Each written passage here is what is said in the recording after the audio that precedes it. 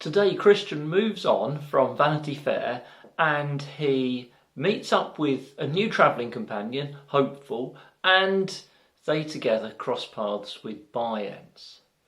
Now, this chapter on meeting up with By-ends has some lessons we really need, and it's in a historical context. At the time Bunyan was writing, there was Christianity, or so-called Christianity, around in England that was fashionable and respectable because it trimmed its cloth and changed its course to fit in with what fashionable society expected. And then there was real Christianity that was really looked down on and despised, and even in Bunyan's time persecuted. Now, this isn't just of historical interest, because we have a similar situation today. It's nothing new. I'll give you an example. By-ends says this to Christian and Hopeful. Our religion, referring to himself, is calm and comfortable. In other words, we never strive against the wind and tide.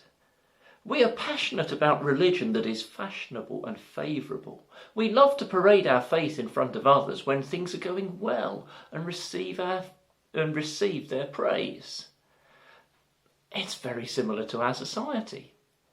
Our society is not anti-religion in many ways. I found it interesting going into school to teach in RE lessons recently and discovering that actually a lot more prominence is given to religious education than when I was at school, and it's in many ways better. Things aren't all moving in one direction, but all that RE turns the religion into another version of our society's beliefs and ideas. It's all turned into just another vehicle for what our society values. And our society loves virtue signalling. It's happy for you to be passionate about your religion as long as your religion doesn't clash with the values of our society. There's nothing new. We've got to be realistic about that, and we've also got to be willing to strive against the wind and tide. Willing to be passionate about religion that is unfashionable and unfavourable to our society. Notice also that Christian and Hopeful aren't willing to keep walking along with Mr. By-ends when they discover that although he can talk a good talk, and although he can talk about valuing religion, it's only when it goes comfortably, and they're not willing to walk with him.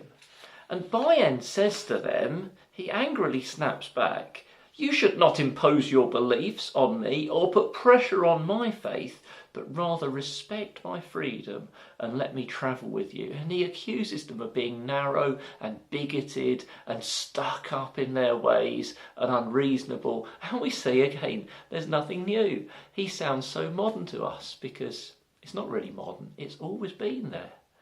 That we must be careful that we are in fellowship with those who are following Christ, not just following religious ideas when they're easy and comfortable and fit in with society, but following Christ carrying the cross. And to say we are only in fellowship with such people, much as that might make us unpopular and get us slandered.